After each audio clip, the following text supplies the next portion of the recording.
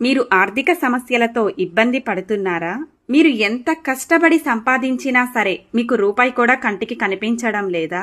వృధా ఖర్చులైపోతున్నాయని బాధపడుతున్నారా? ఆ లక్ష్మీదేవి అమ్మవారి అనుగ్రహం మీకు త్వరగా కలగాలి అని అనుకుంటున్నారా? అయితే ఈ శుక్రవారం పరిహారం మీకోసమే.